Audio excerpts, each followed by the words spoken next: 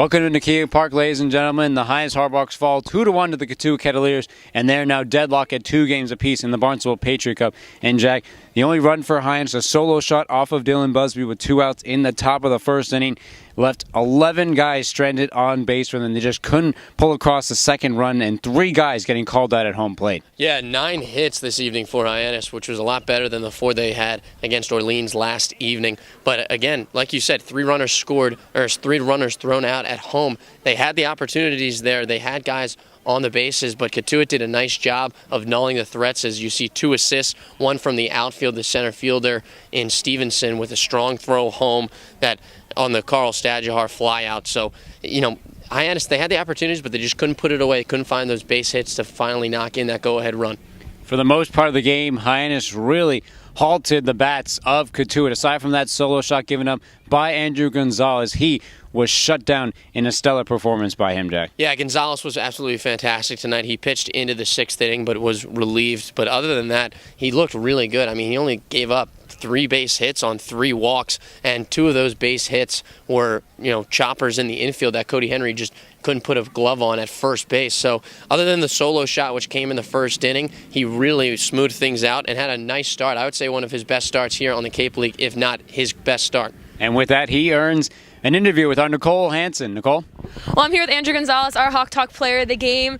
You gave up that first home run in the first at-bat, but you went really well after that. How'd you kind of work back from that and keep going and really pitch well throughout the rest of the game? Yeah, it's not exactly what you're looking for, first batter of the game, but I think I really focused in after that and, really just gained composure back and made it work after that.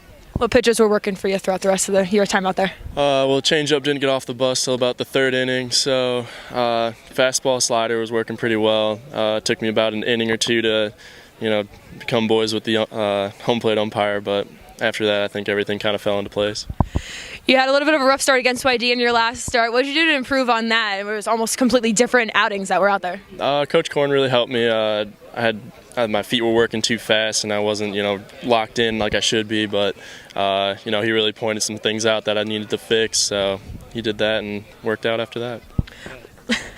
Lastly, you're losing 3 starting pitchers, and then the next week or so, a little bit longer. What do you see as your role kind of changing now as one of the only 2 starters that are going to still be here after a little bit? Yeah, I think with those guys leaving, we might have to go a little bit deeper into the game, kind of save our pen, just because they might have to come in earlier or later, depending on how long the starters go. So losing those guys is kind of a big deal. Yeah. All right, thanks so much. Back to you guys. Thanks, Nicole. Now, Jack, Hyannis has the off day tomorrow, but they will host Wareham as they will try to continue back on to 500 and get another win. And it will be Max Soroller's final start as he is on an innings limit up here, and he will try to have one more outstanding performance for the Hardbacks. Yeah, Soroller, he's struggled a little bit. He's just looking for that one outing that really can define his Cape League experience. And he can get it tomorrow against Wareham. Wareham, they're a good team, strong hitting, but Max Soroller, he's got some great stuff.